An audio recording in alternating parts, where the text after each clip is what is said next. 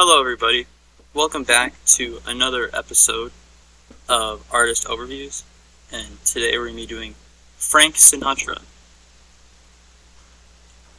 Now, sorry about the long time between videos, but Frank Sinatra has a very, very long and thick discography, totaling to about 55 albums, plus a few live ones that I won't be covering in today's video.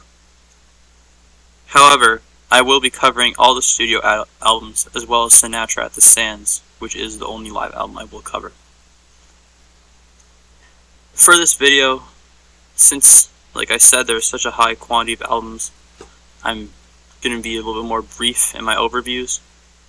I'm going to be recommending 3 songs from each album, bar one, and also, if you want to check out the songs I think are worth listening throughout his whole discography, there will be a link down in the description of a Spotify playlist that I created, filled with a bunch of songs from his that I thought were very good and noteworthy. So if you're interested to listen to that on your own time, you're welcome to check that out. Without further ado, let's get right into it. Frank Sinatra was born on December 12th, 1915, in New Jersey, USA. He came from a family of Italian immigrants residing in Sicily. This led to him experiencing a lot of stigma throughout his life of being tied to the mob due to his close residence to a lot of eminent mob bosses. As a kid, Frank Sinatra learned music by ear, listening to Bing Crosby, Gene Austin, Rudy Vallee, Russ Columbo, and Bob Eberly. He really loved music, especially big band jazz, and it led him to join the Three Flashes as his first band. He stayed there for a little bit, but not long until departing for the more known Tommy Dorsey Band. He stayed with that band until 1942, where he left and went solo, in the following year when he signed with Columbia Records. A lot has been said about Frank Sinatra, being eminent as a ladies' man, well known to be obsessed with cleanliness, and apparently when he was with the Tommy Dorsey Band, he developed the nickname Lady Macbeth because of frequent showering and outfit changes. And of course, his more popular nickname, Old Blue Eyes, derived from his poignant blue eyes. Sinatra's first solo album came in 1946, titled The Voice of Frank Sinatra. It went number 1 on Billboard, and the instruments and vocal performances are great, despite all sounding somewhat alike. Given the infancy of the album format at this time, it's not really fair to blame Sinatra for this, as a lot of albums were more so just a collection of singles and less so a cohesive idea.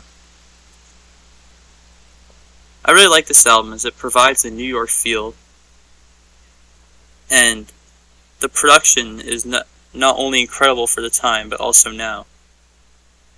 Fantastic vocals, incredible instrumentation, and honestly, despite it being his first album and his debut, it does a really, really good job holding up to the rest of his discography.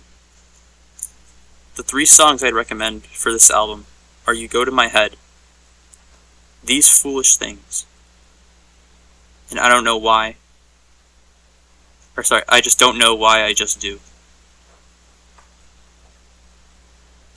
The following year, in 1947, Frank Sinatra released Songs by Sinatra. Now this is a collection of songs from 6 different sessions, and this album went on to sell 10 million copies per year, and it's filled with a whole bunch of covers. This is pretty typical of Sinatra's. He's never really known as a songwriter. often more so just a cover artist. However, I think on this album particularly, the covers aren't great, although for a few songs in particular, he does elevate the source material, I think, and that does make them worthwhile listens. Specifically on the songs Over the Rainbow, That Old Black Magic, and She's Funny That Way. The next year, in 1948, we have Christmas songs. This was Sinatra's first Christmas record, a genre he'd known to somewhat triumph throughout the next few decades. In my opinion, despite being filled with a classic track list, this album is not great. I think the production is horrible, and it really masks a lot of the talent and performance quality provided and input into this album. It peaked at number 42 on the Billboard charts, and it was around the time where Sinatra was featured in Miracle of the Bells, so his mafia rumors were really heating up at this point. If I had to recommend 3 songs for this album, I would check out White Christmas, Silent Night, and It Came Upon a Midnight Clear. The next year, in 1949, Frank Sinatra released Frankly Sentimental. This album was a strong bounce back, with much better production, song choice, and orchestra hiring. I think the song choice he selects here, his covers are brilliant, really good selection. Axel Stordahl's orchestra really is stellar here. One of his best up till this point, in my opinion. And it's pretty sad because this album was panned by critics. However, I think it's up there with some of his better albums. If I had to recommend 3 songs from this one, I would check out It Never Entered My Mind, One for My Baby, and Body and Soul. The next year, Frank Sinatra released his first album of the 50s, Dedicated to You. This album is fantastic, featuring one of my favorite Sinatra songs, The Moon Was Yellow. It's unfortunate because the rest of the track listing is really a step down. However, that song is just fantastic. I cannot recommend listening to it enough. This album also came at a pretty hard time for Sinatra. His publicist friend, George Evans, died, and his affair with Ava Gardner just came out. He started hanging around the Rat Pack as well, where he was really dipping into hedonism, lavishly living with drinking, partying, and getting up to mischief. If I had to recommend 3 songs from this album, I would check out The Moon Was Yellow, I Love You, and Why I Was Born.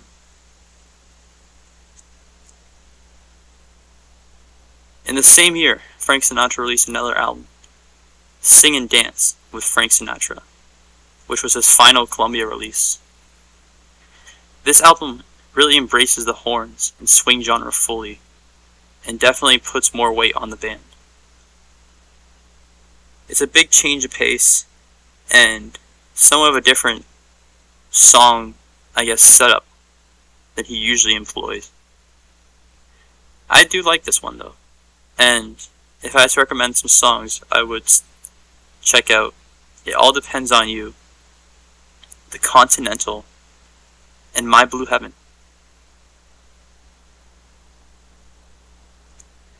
After that album, Sinatra went on a 4-year hiatus. I think this was really worked to his benefit, as he released one of his strongest albums, and in my opinion, his strongest album to date, at this point, in 1954, Songs for Young Lovers.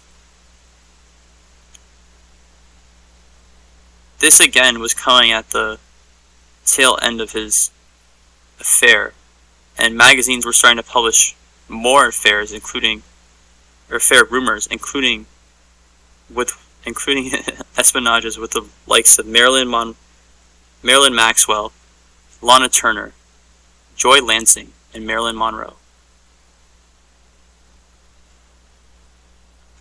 Ava Gardner also filed for divorce in June this year, at a time when she was dating matador Luis Miguel Dominguin.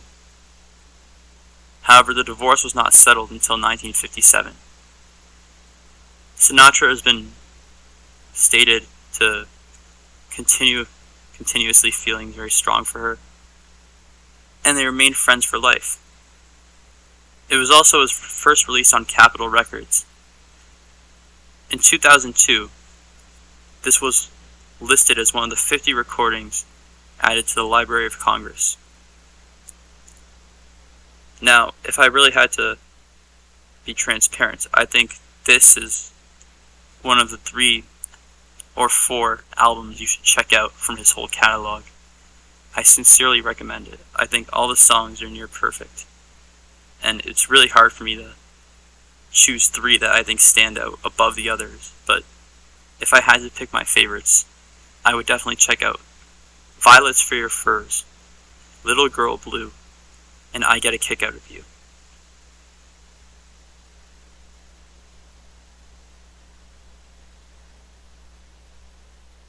In the same year, he released another album, Swing Easy. This album did pretty well with critics, as it was voted 368 in Tom Larkin's Top 1000 Albums. I think a lot of the singing on this album seems somewhat ingenuine, as it's supposed to come across as a upbeat, happy album. However, it just seemed like Sinatra was still going through a lot emotionally, and I don't know. He just didn't seem as happy as he tries to seem in this album. I think this is very front-loaded. However, that front side is incredible.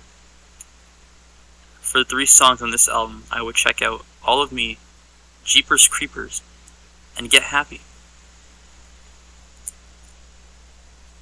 The next year, in 1955, Frank Sinatra released perhaps his biggest album ever, In the Wee Small Hours. This is one of the most convoluted, yet incredible albums ever. I think this album is perfect.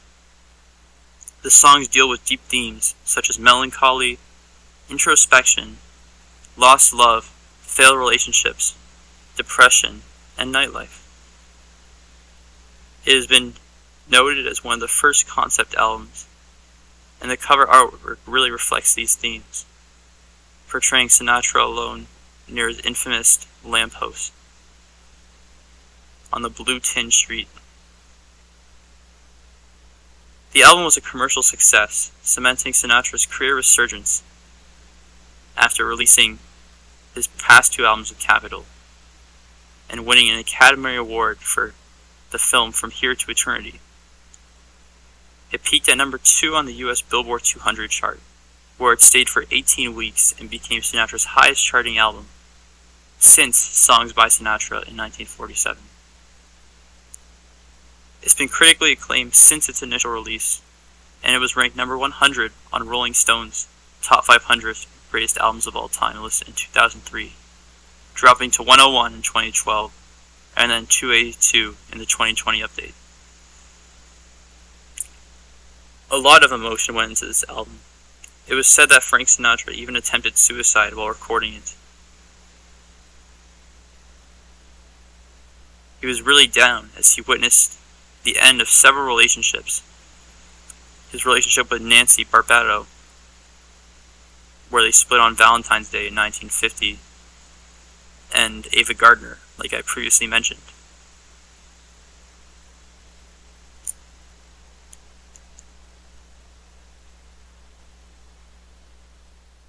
This album is just incredible. There's not a whole lot more to say about it. It's a grouping of love gone bad songs, and they're just all perfect. I don't know what to tell you, but I don't know, it just seemed like he put a lot of time into this album, and a lot of energy. Apparently he would rehearse each of these songs at home with Bill Miller, his pianist, constantly. If I had to check out 3 songs from this album, I would definitely recommend Mood Indigo, Glad to Be Unhappy, and I Get Along Without You very well. The next year, we have what a lot of people see as somewhat of a sequel to Wee Small Hours, Songs for Swinging Lovers, released in 1956. This album was also critically acclaimed, as in 2000 it was inducted into the Grammy Hall of Fame and ranked number 306 on Rolling Stone's magazine of Top 500 Greatest Albums of All Time in 2003, and then 308 on the revised 2012 version. Sinatra aficionados often place this one as his best or second best to Wee Small Hours, and many music critics consider it one of the greatest albums of its time. In 2000, it was voted number 100 in Colin Larkin's all-time top 1,000 albums. The LP was the first number 1 album in the UK, and it was knocked off the top after 2 weeks by Carousel. I think this one's a whole lot more cheery. It's kind of like the opposite of a Wee Small Hours, which is nice. It's good to see Sinatra a little more upbeat after his depression. There are happier horn sounds all throughout, and the orchestra just seems to be more energetic, despite him still grieving. If I had to recommend 3 songs from this one, I would check out You Make Me Feel So Young, It Happened in Monterey, and How About You. The next year, we had Close to You. This album was released by Sinatra, accompanied by the Hollywood String Quartet. Nelson Riddle stated that the structure of popular songs does not lend itself to arranging in the true string quartet style, and felt that he really hadn't achieved as much as he'd hoped. However, when the album was released, it did well critically, and he said that Sinatra really enjoyed it. This album's great. Production's fantastic. Absolutely amazing. It's a bold return to vocal jazz, but I really think he knocks it out of the park. And it seems like he's really starting to get into his creative peak and rhythm. On this album, I would recommend to you Close to You, P.S. I Love You, and With Every Breath I Take. That same year, Sinatra also released A Swingin Affair, a somewhat scandalous title for him to deem an album. It's often cited as a sequel to Songs for Swinging Lovers, as it was released so soon, and probably within the same mind. The Lady is a Tramp was bumped from the original album and replaced with No One Ever Tells You, which was recorded months earlier. However, The Lady is a Tramp appeared on the soundtrack for Pal Joey, and it was returned back on the disc when it was released as a compact disc. This album hit number 1 on the UK charts, and even though I think it's a step down, I think the songs are still done pretty well, and I think the Deeps are somewhat exhausted considering he just released an album with a similar mood. However, it still sounds great despite the lack of charisma. If I had to check out 3 songs, I would listen to Oh, Look at Me Now, The Lady's a Tramp, and I Got It Bad, and That Ain't Good. The next album, released in the same year of 1957 as the past 2, is Where Are You? This was the first album Sinatra recorded at Capitol without Nelson Riddle, as well as the first album he recorded in stereo. In 1970, it was reissued as a 10-track album under the name The Night We Called It a Day. This album's heavy, as it was occurring at the tail end of his divorce when it was finally getting finalized. A lot of his feelings seem dumped into this album. I think it's really good, but it kind of feels like a Walmart in the wee small hours. However, it's still fantastic. I would really recommend Rain, Falling from the Skies, Lonely Town, and Autumn Leaves.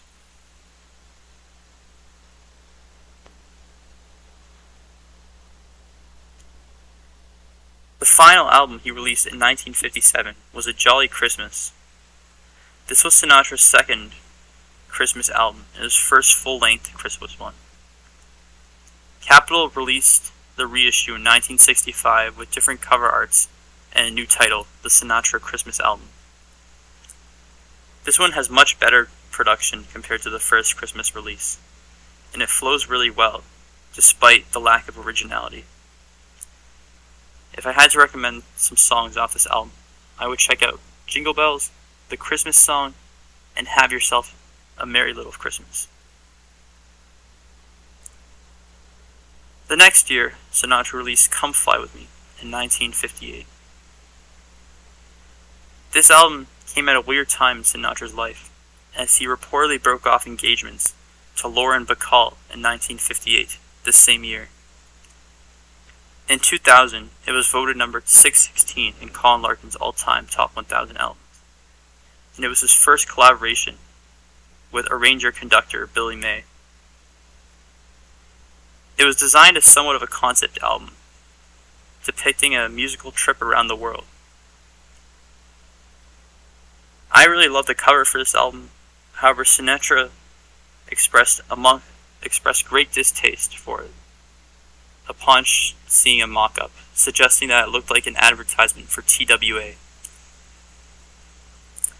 The album reached number 1 on Billboards in its second week and remained there for 5 weeks. At the inaugural Grammy Awards, Come Fly With Me was nominated for the Grammy Award for Album of the Year, and it was inducted into the Grammy Hall of Fame in 2004. This album features two very, very different halves. The first one coming across as more of a crooning style, similar to his early work, and the second with a little more of a jazzy, exuberant, eccentric style, with booming horns and warm, cohesive tracks. The production isn't great, but I really recommend the second side, as it is unlike a lot of what Sinatra has done. And even knowing what else he'll release in the future, it still feels unique from the rest of his body of work. I think the song that perfectly encapsulates this is Brazil, as that one is completely unlike almost all of his other songs. Hence, why it is one of the recommendations, along with It's Nice to Go Traveling and Around the World. Next, in the same year, Sinatra released Frank Sinatra Sings Only for the Lonely. This album is made up of a collection of torch songs, following a similar formula to Sinatra's previous albums, In the Wee Small Hours and Where Are You? According to John Rockwell's book, Sinatra, an American Classic, when asked at a party in the mid-70s if he had a favorite album among his recordings, without hesitation, Sinatra chose this one. The album's front cover was painted by Nicholas Volpe, who depicts Sinatra in almost a white, clown-like style. It won a Grammy Award for the album cover, and it had one of his visual staples on the back, the lamppost. Sinatra had planned to record the album with Gordon Jenkins, with whom he had worked on Where Are You? But since Jenkins was unavailable at the time, he chose to work with his frequent collaborator, Nelson Riddle. At the time of the recording, Sinatra's divorce from Ava Gardner had been finalized, and Riddle recently suffered the deaths of his mother and daughter. About these events, Riddle stated, "If I can attach events like that to music, Perhaps Only the Lonely was the result. In 2000, it was voted number 125 in Colin Larkin's Top 1000 Albums, and Q Magazine placed Only the Lonely at number 1 on the 15 greatest stoner albums of all time. The album also peaked at number 1 on Billboard's Pop Album chart, and was certified gold on June 21st, 1962, nearly 4 years after its release.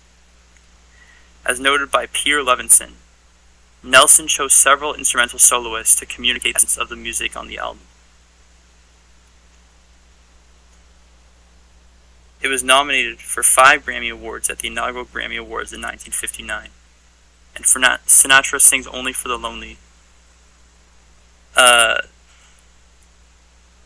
was the only one to have this feat. It contains a lot of variety, and I really enjoy this album. I think it's consistently good throughout, featuring 2 particularly amazing tracks. He took a lot of chances on this album, and I really respect that. If I had to recommend 3 tracks on the album to listen to, I would check out Guess I'll Hang My Tears Out to Dry, Where or When, and Angel Eyes. The following year, in 1959, Frank Sinatra released Come Dance With Me.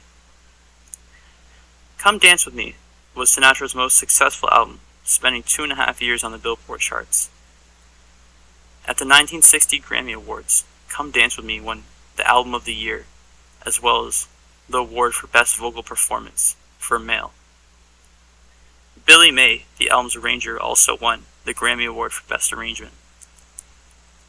It stayed on the Billboard Pop charts for 141 weeks, peaking at number 2 for 4 weeks. The album remained in the top 10 for 58 weeks, spending 29 weeks in the top 10 in 1959, and then another 29 in the top 10 in 1960. I can really appreciate this album as he's cheery and seems a little more genuine this time. He lost a lot of his variety produced in his previous albums, so I think it's somewhat lukewarm in the grand scheme of things.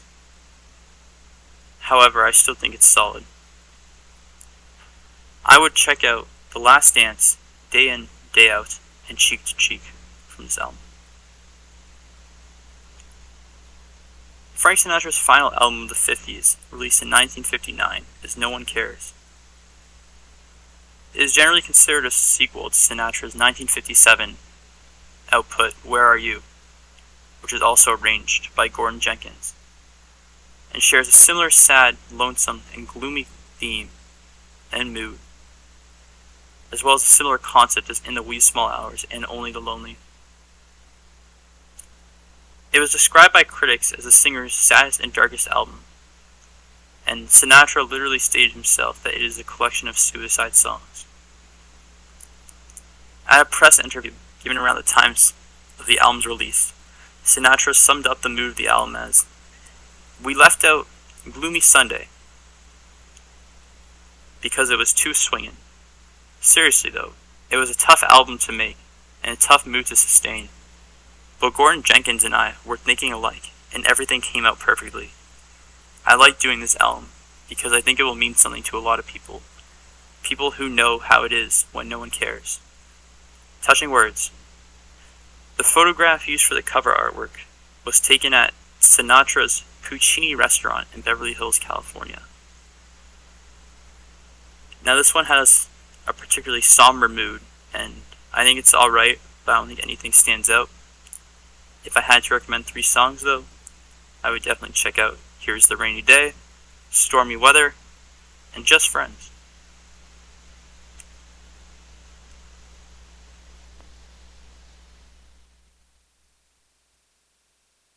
The final album he released in 1957, Sinatra's first album of the 60s, is Nice and Easy, released in 1960. Just a little side note about this album, I think that Frank Sinatra somewhat looks like Jack Nicholson on the cover, but that's not important.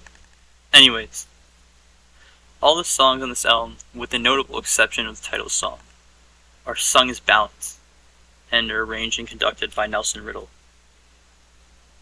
The album spent 9 weeks at number 1 on the Billboard Stereo Album Chart, and 1 week at number 1 on the corresponding mono album chart.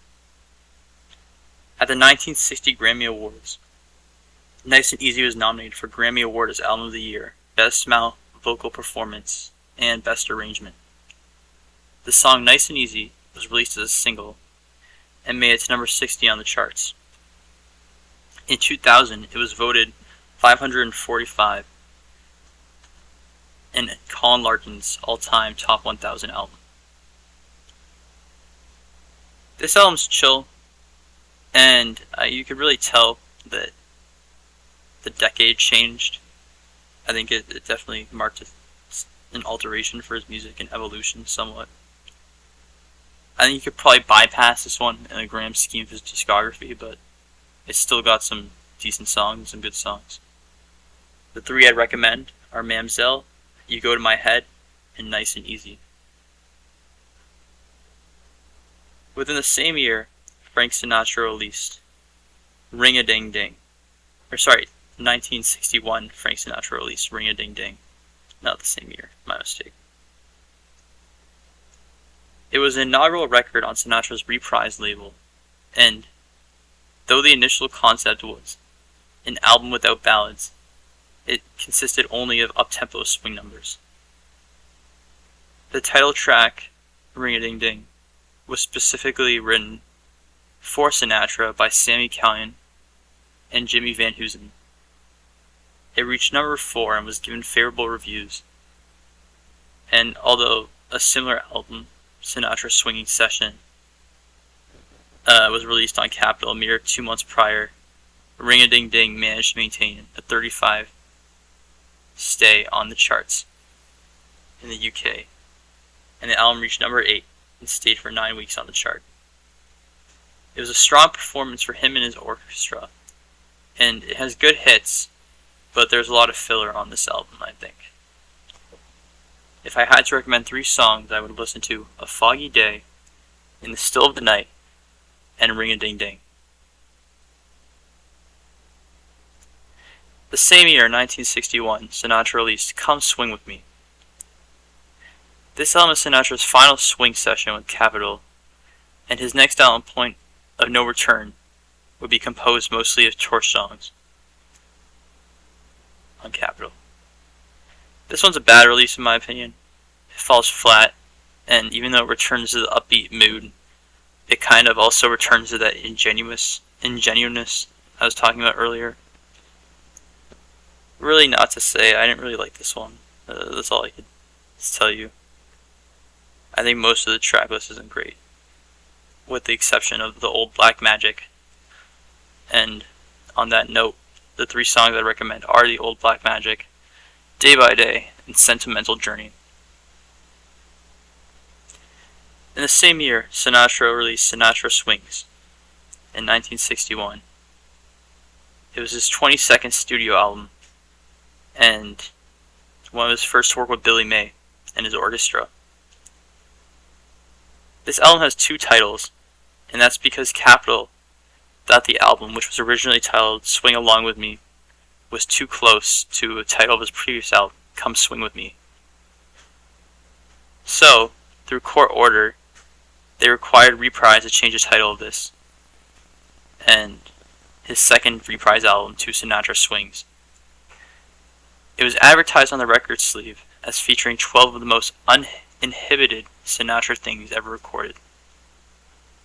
This one has prominent horns and goofy percussion with somewhat uninspired lyrics. It's not great, but it's decent, and if I had to recommend 3 songs, I would check out Don't Be That Way, Moonlight on the Ganges, and It's a Wonderful Life. In that same year, Frank Sinatra's former friend and bandmate Tommy Dorsey passed.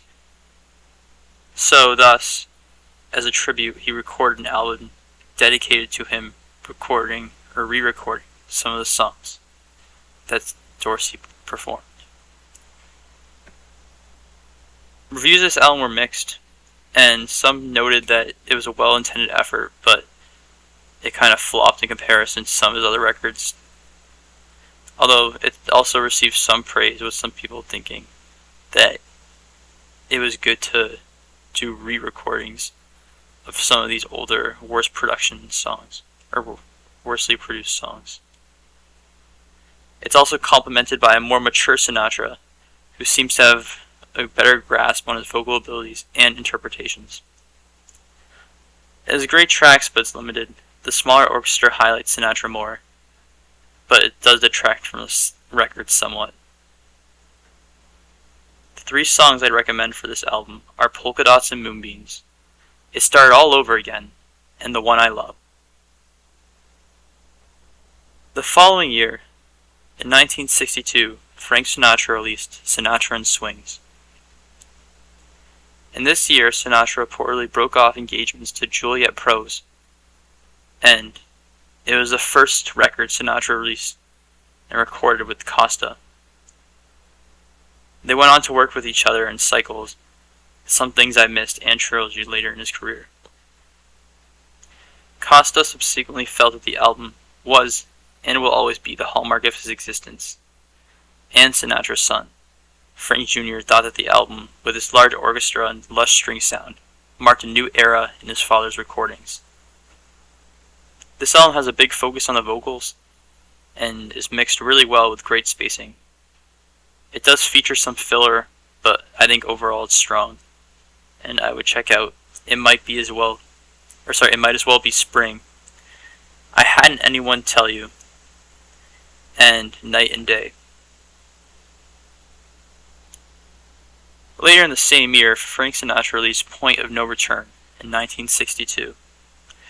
As the title reflects, the album contains Sinatra's final recordings with Capitol, before he moved to his own Reprise Records, where he was able to achieve more artistic freedom. Despite that, Sinatra would actually later return to Capitol in order to release his final 2 albums, Duets and Duets 2. At this point, Sinatra had already been recording with Reprise, and has done Ring-a-Ding-Ding, I Remember Tommy, and Sinatra Swings. He recorded this album in a hurried 2-day session in September 1961 to complete his contract. The album was a special occasion, bringing back Axel Stordahl to reunite with Sinatra. And Sinatra rushed through some of these sessions to fulfill his obligation to Capitol, somewhat to the disgrievance of Stordahl. Stordahl also arranged the vocals' first Capitol session back in 1953, so his presence gave a sense of closure to the Capitol era. I think this album pulled back on some of Sinatra's old techniques. Certain songs are amazing, but it lacks rhythm overall, and I think the production quality is good. If I had to recommend 3 songs, I would listen to These Foolish Things, It's a Blue World, and A Million Dreams Ago. Next, we have Sinatra and Swinging Bass, released in 1962, the same year. This is the first time Sinatra would work with Neil Hefti on an album, and it led to him being more optimistic. However, this album really feels very front-loaded, and though the first side is very good, it can't carry the second side, unfortunately. Despite this, I would still check out Tangerine, At Long Last Love, and I'm Beginning to See the Light. In the same year, later, Sinatra released All Alone. This record's a collection of waltzes, arranged and conducted by Gordon Jenkins. It was Sinatra's first studio album to not make the US Top 20 since 1950. This is probably because all the songs are torch songs, and also that's probably the reason for the title. The cover is a trimmed portion of a painting that hung in Sinatra's Palm Springs home, and though the song is ended is phenomenal, nothing else is super great. From this record, I'd check out The Song Is Ended, Charmaine, and Oh How I Miss You Tonight. Later, within the same year, Sinatra released Sinatra Sings Songs from Great Britain. in 1962. This is Sinatra's only UK studio album. He made it when he was tired of touring and had a sore throat, and apparently he was not very content with his voice. I do not think this is a good album. I'm going to be completely honest. I think it's quite bad, actually, and I really don't recommend it. However, if I had to recommend 3 tracks, I would check out I Follow My Secret Heart, The Gypsy, and We'll Meet Again.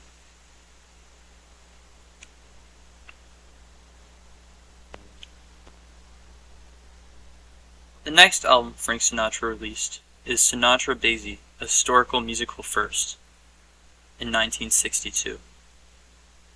This was a collaboration album with Count Basie and his orchestra. In 1964, Sinatra and Basie would make a final studio recording. It might as well be Swing, orchestrated by Quincy Jones, as well as Sinatra's first live album, Sinatra at the Sands. It has fantastic horns and keys contributed by Basie's superb production as well as ability. There's a lot of bangers on this album. I would sincerely recommend it. It's really these 2 of their bests. If I had to recommend 3 tracks, I would definitely listen to I Won't Dance, The Tender Trap, and I'm Gonna Sit Right Down and Write Myself a Letter. The following year, Frank Sinatra released Concert Sinatra in 1963. It consists of a collection of show tunes performed in a semi-classical concert style, reuniting Sinatra and Nelson Riddle for the first full album released on Sinatra's Reprise label. Riddle's orchestra consisted of 76 musicians, which at the time was the largest assembled for a Sinatra album, and was recorded at 4 sound stages on the Goldwyn Studios. It has amazing flow, but the songs are not great. I would check out Old Man River, You'll Never Walk Alone, and Lost in the Stars. The next year, Frank Sinatra released Sinatra Sings Days and Wines and Roses, Moon River, and other Academy Awards in 1964. On this album, he was focusing on songs that won the Academy Award for Best Songs, with Nelson Riddle backing him up with his stellar orchestra. Stephen Thomas Erlewine, writing for AllMusic, gave the album a lukewarm review, describing it as a professional and stylish album, but saying it only yields a handful of true gems. Erlewine found that neither Sinatra nor Riddle were at fault, but said that the record plays as a series of individual moments and not as a cohesive collection. I think this album is pretty decent. It has fantastic production with subpar songs. I would check out In the Cool of the Evening, Moon River, and The Way You Look Tonight. In the same year, Sinatra released America, I Hear You Singing. This was recorded and released in 1964 by Sinatra, Bing Crosby, and they're backed by Fred Waring's Pennsylvanians. The album's a gathering of patriotic songs, recorded as a tribute to JFK. Nancy Sinatra, Frank Sinatra's daughter, said the album reflected her father's deepest beliefs: patriotism, transparency, and I suppose just nationalism. She said this beautiful album is an example of his deep love and respect for the USA. The album first appeared on the Billboard's Top LPs chart in the issue of May 30th, 1964, ranked at number 130. It was still on the chart for 7 weeks later, ranked at number 125. Most songs come across as anthems or church songs with poor quality. However, there's a few interesting qualities sprinkled throughout. I would check out The House I Live In, Let Us Break Bread Together, and You Never Had It So Good. In the same year, Frank Sinatra released It Might As Well Be Swing, his second collaboration with Count Basie. The recording of Fly Me to the Moon on this album has become one of Sinatra's most popular, and Sinatra's cover of Hello Dolly features a new second verse completely improvised by him, paying tribute to Louis Armstrong, who had topped the Billboard charts with his own version of the song in 1964. The title, It Might As Well Be Swing, is a reference to the title of the well-known jazz standard, It Might As Well Be Spring. As I mentioned earlier, this one's a Quincy Jones, and it has great flow, great instrumentation, however it runs inconsistent. If I had to recommend 3 songs for this album, I would check out I Can't Stop Loving You, Fly Me to the Moon, and I Want to Be Around. The same year, later, Sinatra released Softly As I Leave You. Then Suddenly Love and Available departed from Sinatra's signature vocal jazz style by incorporating a more contemporary pop sound. The rest of the album is pieced together with leftovers from past 60 sessions from many different arrangers and conductors. The title track, Softly As I Leave You, was the first of 4 attempts to mimic the chart success of Dean Martin's #1 hit, Everybody Loves Somebody, incorporating a driving beat, heavy strings, and choral tracks. Sinatra's arranger, Ernie Freeman, and producer, Jimmy Bowen, would try and incorporate the same sound to songs like When Somebody Loves You, Tell Her You Love Her Each Day, and Someone in Your Heart. However, they experienced only minor chart success. I think every song on this album is incredible, probably perfect in my opinion. I would recommend them all. However, if I had to pick 3, I would definitely check out Emily, Dear Heart, and Love Isn't Just for the Young. Sinatra's first album of 1965 is September of My Years. Sinatra was turning 50 this year, and the release of this album, along with A Man and His Music and Strangers in the Night, striked a particular surge in his popularity. The orchestral arrangements are done by Gordon Jenkins on their 5th album collaboration. The album peaked at number 5 on the Billboard Pop Albums chart, and in 2000 it was voted number 190 on Colin Larkin's all-time top 1,000 albums. Both September of My Years and A Man and His Music won the Grammy of the Years that year. CBS television cameras were rolling the whole night that Sinatra recorded It Was a Very Good Year for the album. The edited result was included in a Walter Cronkite CBS News special. September of My Years is a concept album, grappling with the who am I questions and perspectives that someone, particularly a man, faces upon entering middle age. For example, It Was a Very Good Year, in It Was a Very Good Year, the narrator looks back upon his life at age 17, 21, 35, and now. His personal September, the structure of the song, which lasts about 4.5 minutes, which is highly unusual for a pop song at that time, as it exceeded most other song lengths of that era by more than a minute. Because of this, the narrator takes his time to overlook past relationships with bittersweet combinations of satisfaction and regret. Similarly, in Hello Young Lovers, the narrator offers youthful people the guidance and wisdom he has gleaned from his experience. In certain songs like The Man in the Looking Glass and Last Night When We Were Young, the narrator conducts an internal dialogue that reviews both the accomplishments and disappointments in his life. Supplementary to the lyrical content, the musical background reflects a more mature Sinatra, and instead of the big band swing arrangements with horn sections featured in the early songs, this LP features an orchestra with 9 violinists. These strings provide delicate interplay with the vocals, allowing the listener to easily hear and take in the lyrics.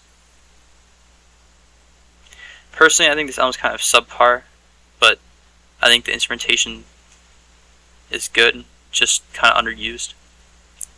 I would listen to The Man in Looking Glass, which I think is incredible. It Gets Lonely on Earth, and Once Upon a Time for this album. Later in the same year, Sinatra released My Kind of Broadway. This album is a collection of songs from various musicals, put together from different recording sessions over the past 40 years. It features 9 arrangers and composers, the most ever on a single Sinatra album. For this album, there's really not a lot to say. I don't think it was designed necessarily to be cohesive or anything, since it was just a collection of songs. I would check out Everybody Has the Right to Be Wrong, I'll Only Miss Her When I Think of Her, and Nice Work if you can get it. Overall, I don't really like this album that much. You could probably skip it. It's not that integral to his discography. In the same year, Sinatra released Moonlight Sinatra. In this year, Sinatra married Mia Farrow, and he seems a lot more jubilant because of such. All the tracks on this album are focused on the moon, and Nelson Riddle returns to conduct and orchestrate it. The title of the album is a reference to Ludwig van Beethoven's Moonlight Sonata, and overall it's really strong. There aren't any bad tracks throughout the album. The instrumentals are quieter, but they complement the vocals nice, and it really helps take more weight off Sinatra. If I had to recommend 3 songs, I would listen to Oh You Crazy Moon, The Moon Was Yellow, and Moonlight Becomes You. Later in the next year, 1966, Sinatra released Strangers in the Night. Strangers in the Night marked Sinatra's return to the #1 pop album charts in the mid-60s, and consolidated the comeback he initiated in 1965. It mixes the pop hits with the show tunes and the standards. It bridges classic jazz-oriented big band with contemporary pop. It became Sinatra's 5th and ultimate album to reach #1 on the US pop album charts. As well, the single Strangers in the Night reached #1 on the pop single charts, while Summer on the Wind has become one of Sinatra's most well-known songs, appearing in numerous films and television appearances since its release. At the Grammy Awards in 1967, Sinatra garnered 2 Grammys for his efforts on this album, including Record of the Year for the title track, as well as Best Male Vocal Performance for the same song. Ernie Freeman's arrangement on this title track also won him the Grammy for Best Arrangement, accompanying a vocalist or instrumentalist. Eddie Brackett and Lee Hirschberg's engineering also earned them the Grammy for Best Engineered Album, non-classical. This is also the final album Sinatra released, working with longtime collaborator Nelson Riddle. Strangers in the Night has been certified platinum for 1 million copies sold in the US. Aside from his Christmas output, it remains Sinatra's only studio album to achieve this feat. You could tell a lot of creativity went into this. I think the organ does sound awful throughout, but the keys are fabulous, and there are quite a handful of great songs. 3 of those great songs I'd recommend are Downtown, Summer Wind, and Yes Sir, That's My Boy. Now I'll be covering one of Sinatra's only live albums, and this will be the only live album I'm covering because I think it's the best one. Sinatra at the Sands, released in 1966. During this album, he was accompanied by Count Basie as well as his orchestra, and it was arranged by famous producer Quincy Jones. Recorded live at the Copa Room of the former Sands Hotel and Casino in Las Vegas in 1966.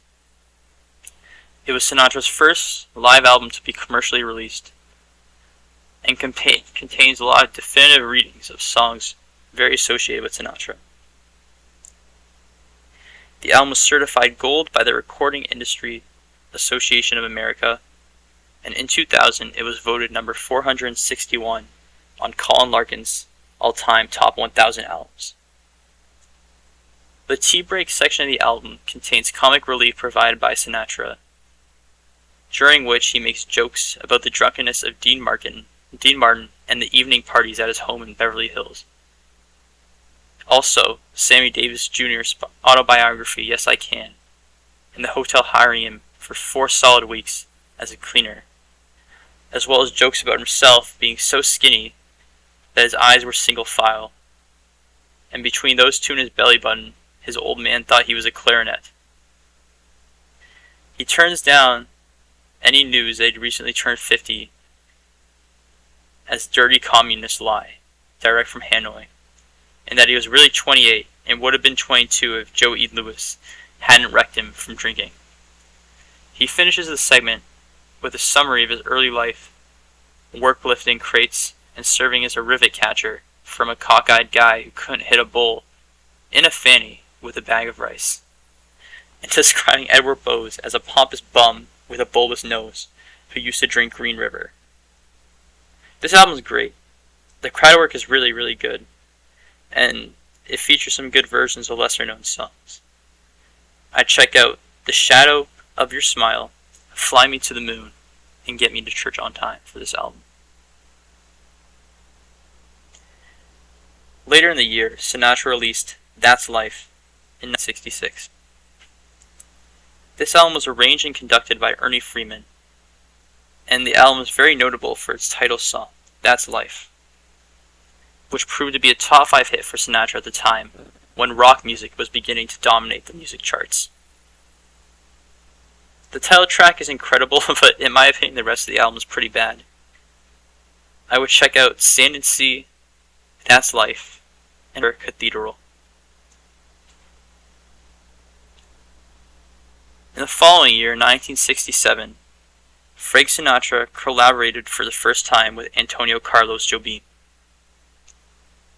These tracks were arranged and conducted by Klaus Ogerman, as well as his studio orchestra, and Jobim's original compositions.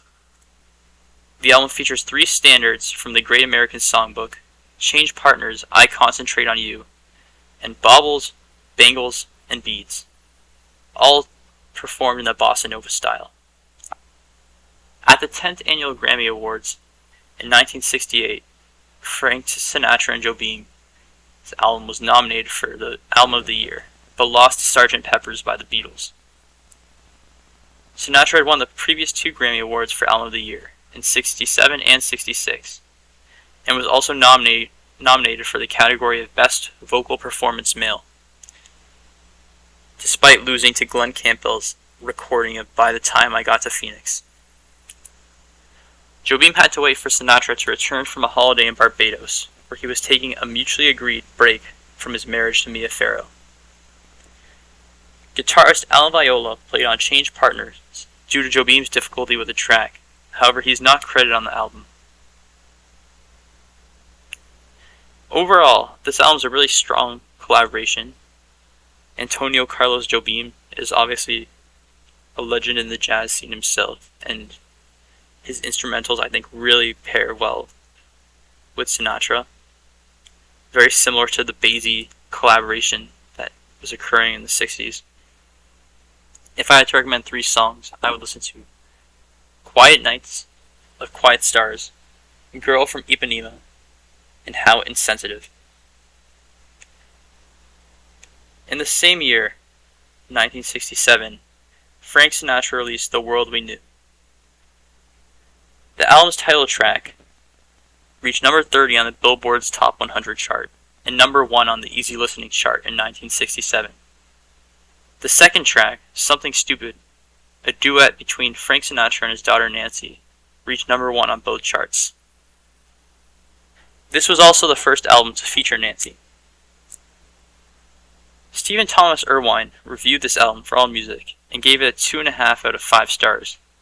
He described it as a collection of singles rather than a proper album. It is rock-oriented pop production complete with fuzz guitars, reverb folky acoustic guitars, wailing harmonicas, drum kits, organs, brass and string charts that punctuate the songs rather than provide a driving force. The songs Sinatra tackles with a variety of arrangers are more ambitious than most middle-of-the-road, adult-oriented soft rock of the late 60s. Earl Wine described the 9-track Drinking Again as exceptional, nuanced, and said that it ranks among the best songs Sinatra cut during the 60s. It's definitely a modernization of Sinatra's sound. I think it sounds great. I think Nancy did really well on her cameo for Something Stupid. And I think Lee Hazelwood, Nancy's former partner, is a fantastic producer. And I wish he may have actually cameoed on this album singing, because he's a good singer too. Very, very strong album. One of my favorites. Definitely a must listen for Sinatra. Check out Something Stupid, This Town, and Born Free. In the following year, 1968, Frank Sinatra released Francis A. and Edward K., featuring Duke Ellington. The original intention was to record a mix of standards and originals, but only one original, Ellington's I Like the Sunrise, was used. The arrangements were done by Billy May, and all of the performances are at slow tempo except Come Back to Me. An AllMusic reviewer wrote that both Sinatra and Ellington gave uneven performances. However, Hi-Fi Stereo Review gave it a Best of the Month in their May 1968 edition, in which reviewer Peter Riley observed, "Two fine musicians at the peak of their powers have made an album twice as youthful and carefree and unpretentious as most people less than half their age. Sunny and I Like the Sunrise are amongst the best Sinatra tracks. The rest of the album is somewhat insignificant to me though, and it's somewhat disappointing given that Duke Ellington is so talented." Very cool to see them collab though. Check out Sunny, I Like the Sunrise, and Yellow Days. Later in the same year, we received Frank Sinatra's third Christmas album, The Sinatra Family Wish You a Merry Christmas. This album featured Sinatra and his children, Frank Jr., Nancy, and Tina. Frank Sr., Nancy, and Tina record their contributions on the story together. However, Frank Jr. was on tour and added his singing to post-production. The closing song, The 12 Days of Christmas, has different lyrics sung by Sinatra's children honoring their father with their gifts to him, with their father singing the final verse and chorus solo. I think all these tracks are mediocre. However, it's somewhat of a wholesome effort. It's nice to see Sinatra working with his family. The 3 tracks I'd recommend are It's Such a Lonely Time of Year, Some Children See Him, and The Christmas Waltz. Later in that same year, Frank Sinatra released Cycles. Released just before Christmas in 1968. There was a 10-month gap between Francis A., Edward K., and this album. The longest period in Sinatra's reprise years where he did not commercially record music. Sinatra sang a variety of folk-oriented rock songs.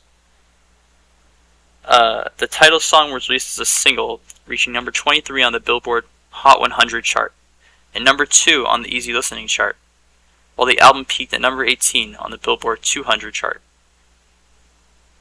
It was recorded in Los Angeles during one session that lasted 3 hours from 8 p.m. to 11 p.m. During that short session, 25 people, including George Harrison, Patty Boyd, and Tiny Tim, came and visited Sinatra. It's a good album. It starts slow, but it quickly picks up. It definitely has a modern sound, and you could tell his music is really starting to change with the times. If I had to recommend 3 songs for this album, I would listen to Moody River, By the Time I Got to Phoenix, and Wandering.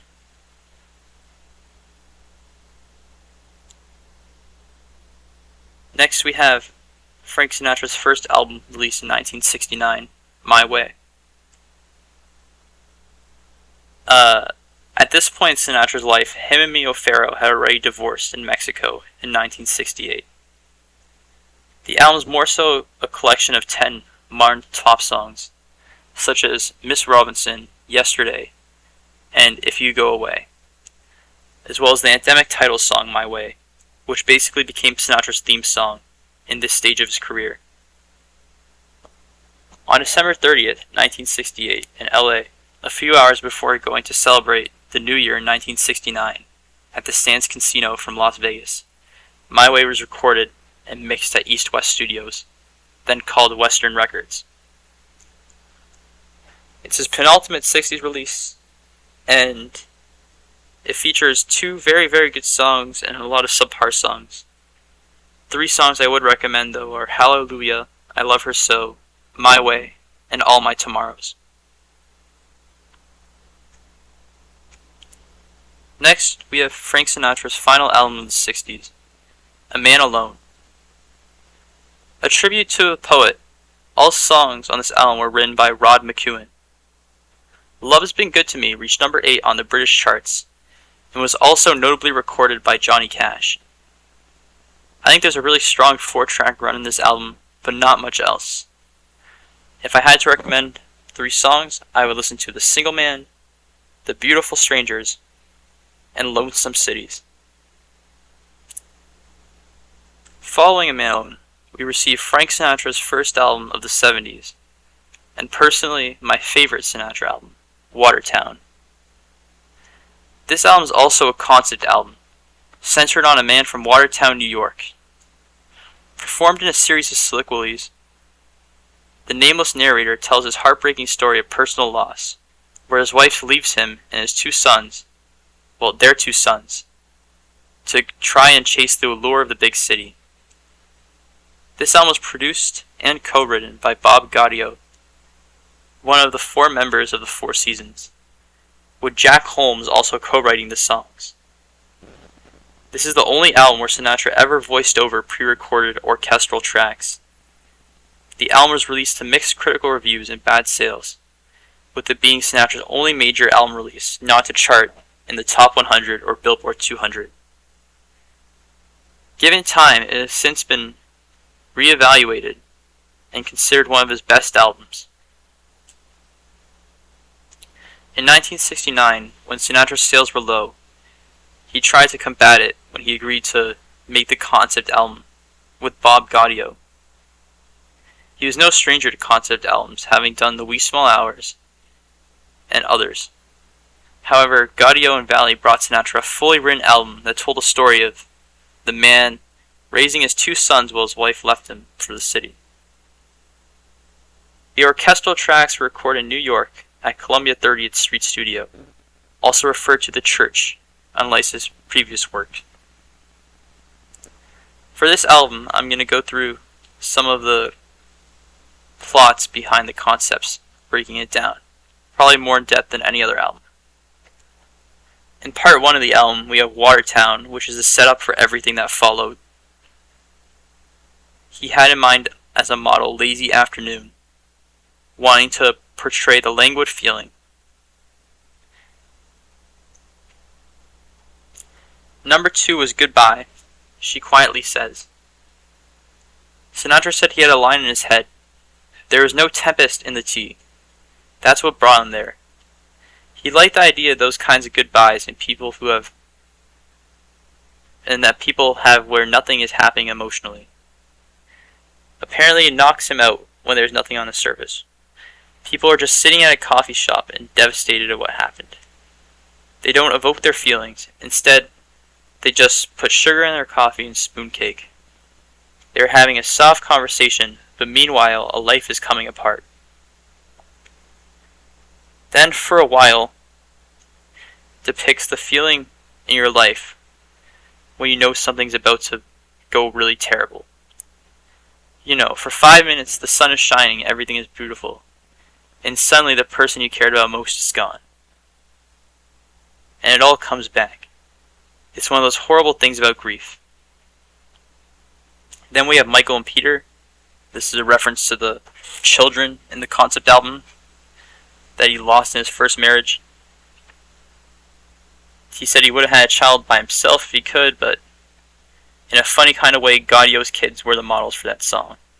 He put in a letter form because it was the only way the guy could articulate those sentiments to her. Then we have I Would Be in Love Anyway. Sinatra said this one's when you can regret where you even are in life and where you don't want to be in a weird kind of way. It was a guy trying to let go of his woman without being mad at her.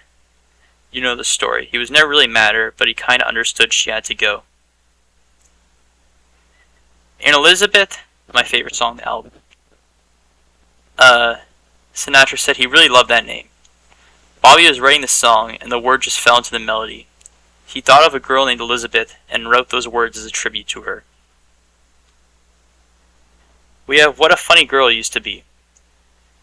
This album could have been a little bit maudlin and dour. He was trying to put a bit of sunlight everywhere he could.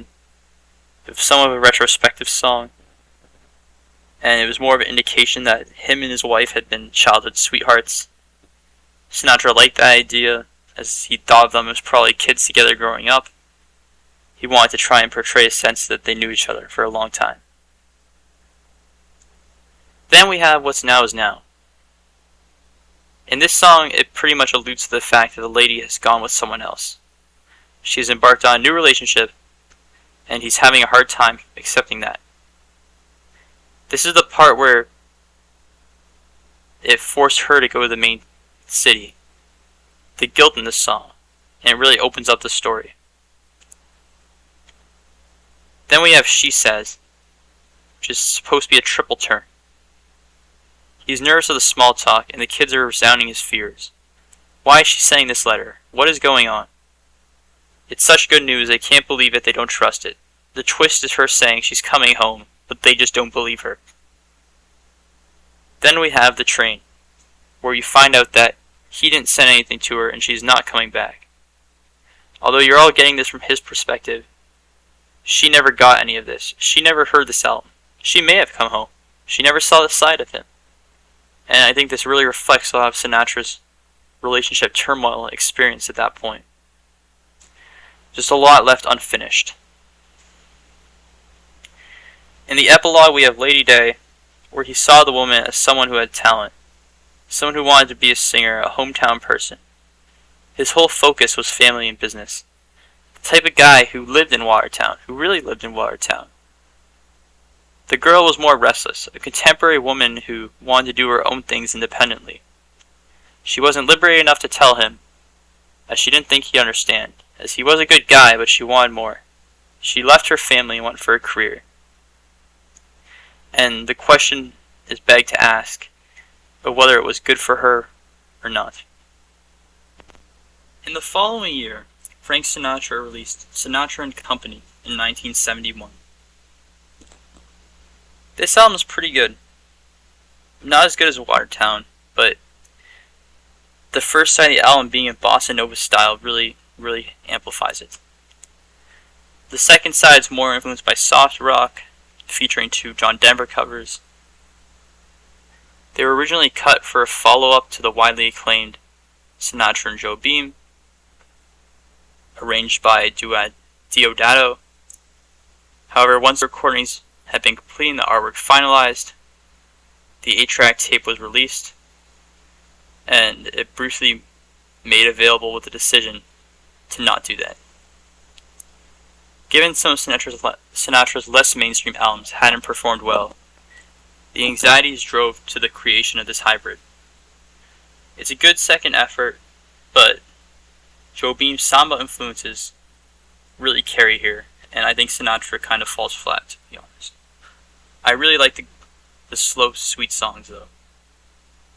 If I had to recommend 3 tracks for this, I would listen to Close to You, Drinking Water, and Being Green.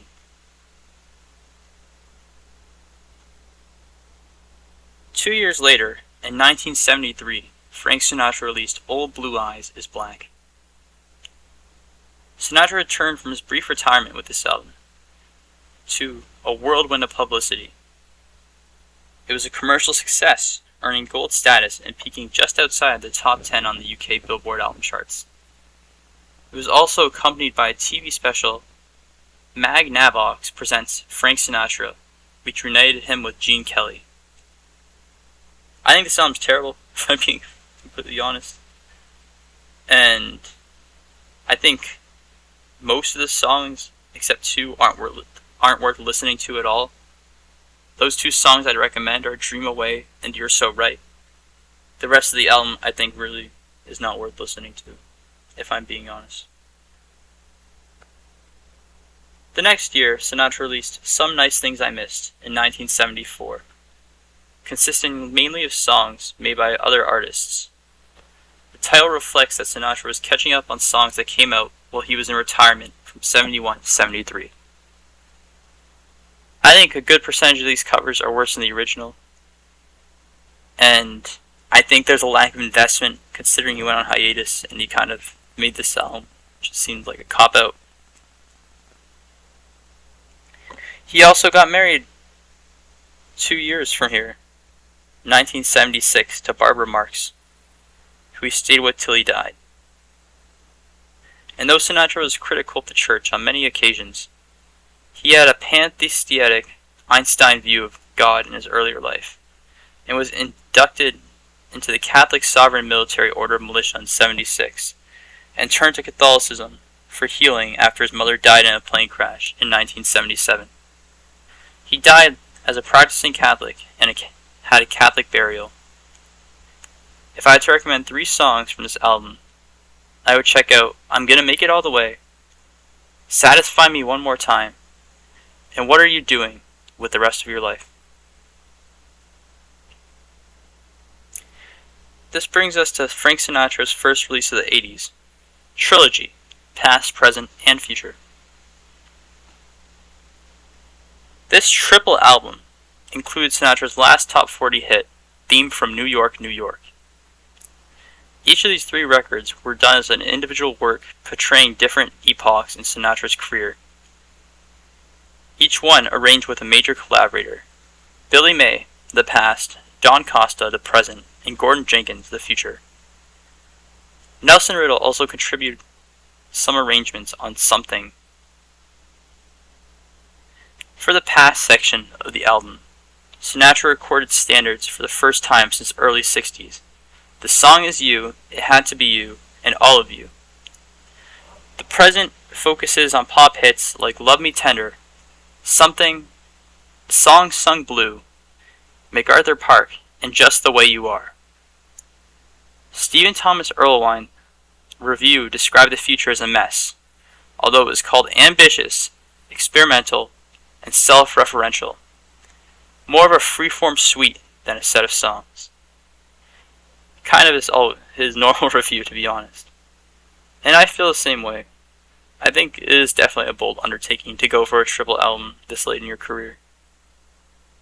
It peaked at number 17 on the Billboard 200s, and at the Grammy Awards in 1981, it was nominated for Album of the Year, as well as Sinatra's recording a theme from New York, New York, which was also nominated for Grammy Award Record of the Year, as well as Grammy Award for Best Male Pop Vocal Performance and Grammy Award for Song of the Year. It won the Grammy Award for Best Album Notes. On his show, Jonathan Schwartz described the Future's suite that forms the final part of this album as narcissistic and a shocking embarrassment. I somewhat agree. However, I think the first side, and even the second side, are really strong. I think the third side is really weak, though. However, Sinatra rang Schwartz to complain, and because of such, Schwartz was suspended from his job. Writing for Billboard in 2015, Bruce Handy said 35 years after its March 1980 release, the year of Sinatra's 100th birthday, it remains one of the most ambitious, strange, brilliant, and bloated of his or any other artist's body of work. The 3 songs I'd recommend checking out for this album would be the theme from New York, New York, I Had the Craziest Dream, and It Had to Be You. This takes us to Sinatra's second 80s album, 1981's She Shot Me Down. This was his final album recorded for Reprise, the label he founded, and it's generally considered an artistic triumph that shows the best of Sinatra during his late career. Despite this, the album was not a commercial success, She Shot Me Down harks back to the triumphs of Sinatra's capital years, and it's a thought-provoking mix of torch songs with soaring songs. Lyrics filled with loss, regret, heartrending, and world-weary vocals. I don't think there are any great songs on this album. In fact, I think most of the songs are poor, and it's not really worth the listen.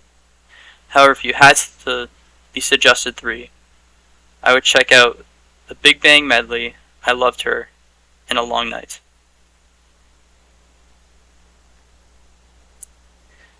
Three years later, Sinatra released his final 80s album with L.A. Is My Lady, released in 1984.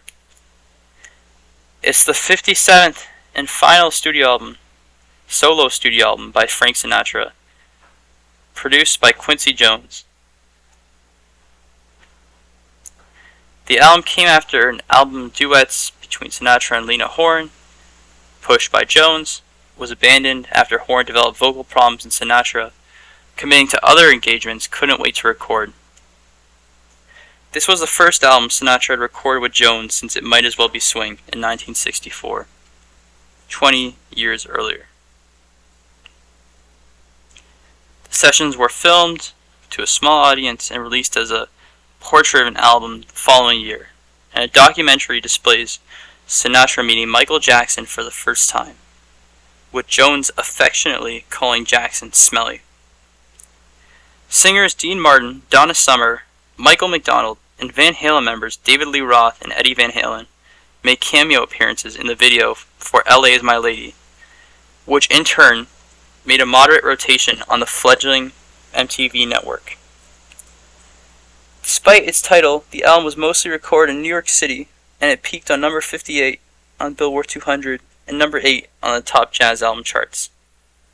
A notable departure for Sinatra was the clear inclusions of synthesizers on the title track, which I really like. It suits the theme, the title track has a great retro feel to it. The rest of the album is decent. If I had to recommend 3 songs, I would listen to L.A. Is My Lady, 100 Years From Today, and It's Alright With Me. Next, we have Frank Sinatra's first release of the 90s. In 1993, Frank released Duets 1. Recorded near the end of his career, this album consists mostly of electronically assembled duets between Sinatra and younger singers from various generations and genres.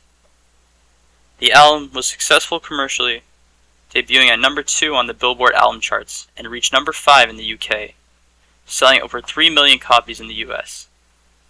The only Sinatra album to date to get that triple platinum certification. The album received mixed reviews from critics, with complaints coming from Sinatra's specified style of isolated performance, wherein he was never actually joined by his duet partners in the studio, and rather worked with an artificial method of record production, which was deprived of the elements of personal collaboration and spontaneity. These guest singers had been directed to sing along to the pre-recorded vocals, and to make their performance complement his. The cover art depicts a specially commissioned painting of Frank Sinatra by Leroy Neiman. Its sequel, Duets 2, was released the following year, and both albums were packaged together in a 90th birthday. Sinatra was approached in 1992 with the idea of making an album of duets. Phil Ramone, Sinatra's manager, Elliot Wiseman, and the Capitol executive producer Don Rubin contemplated the details of Sinatra's house in Palm Springs, California. Ramone felt that Sinatra's classic songs would be brought to new, younger listeners by the way of Duets project. For duet partners, Sinatra suggested Ella Fitzgerald, but she was not well enough to participate, which would have been really cool if he got her on, because she is great, and I think she really fits his style. Other artists, younger Sinatra, were put on the list of potential partners. Sinatra specified that the duet partners must be in the studio when he was singing his part. The project was pushed forward by Charles Koppelman, the CEO of EMI Records, and an orchestra rehearsed at Capitol Studio A in LA, where Sinatra had recorded many times, using the orchestra of classic Nelson Riddle arrangements. Sinatra showed up for the first 2 days, set on tracking sessions, but begged off laying down any vocals the first day because he did not like being isolated in a vocal booth, meant by recording engineer Al Schmidt. On the second day, Hank Caetano, the co-producer, offered to Ramon that Schmidt and Pat Williams create a small elevated stage set up for Sinatra to stand on, and to place Bill Miller and his piano adjacent to Frank, with the open-air stage booth to make the recording session feel more like a live performance. However, Sinatra said that his voice was not in optimal condition, and at this point, about $350,000 had been spent trying to put the project together. Ramon and Capitol were nervous that the record would not be completed, and Ramon spoke to Caetano about his concern.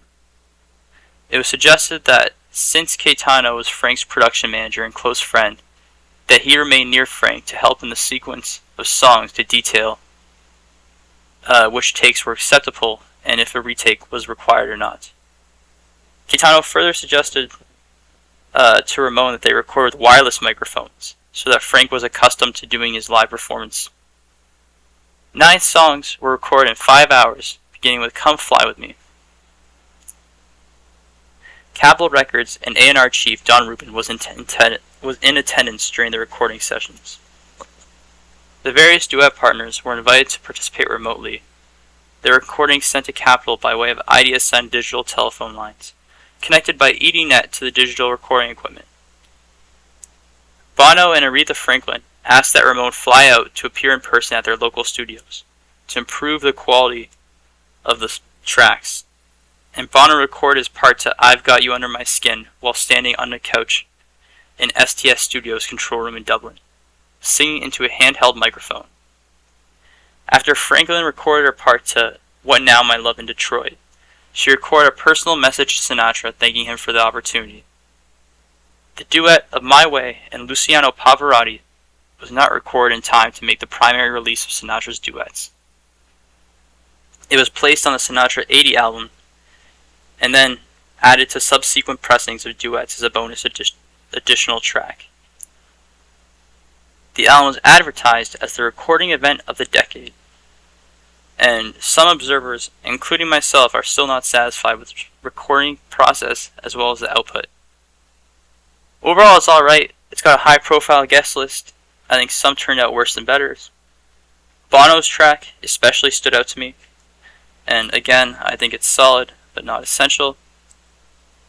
If I had to recommend any tracks from the album, I would recommend Witchcraft, I've Got You Under My Skin, and The Lady is a Tramp. In the following year, Sinatra released second parts Duets, Duets 2. This album is definitely not as strong as Duets 1, and it's his final studio album, 59th, released in 1994. Obviously, acting as a sequel, it's pretty similar to the last album. However, it did not do as commercially well, and it still rose to number 9 on the Billboard album charts and sold over 1 million copies in the US, as well as peaking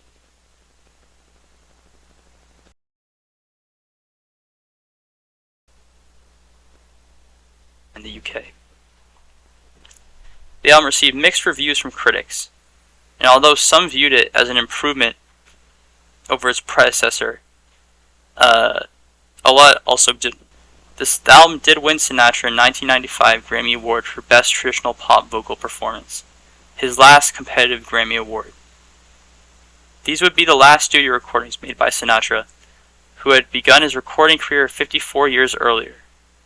Both were packaged together in a 90th birthday limited collector's edition released in 2005.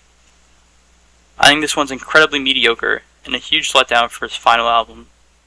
However, it's still alright, and I would check out Fly Me to the Moon, Moonlight in Vermont, and My Kind of Town.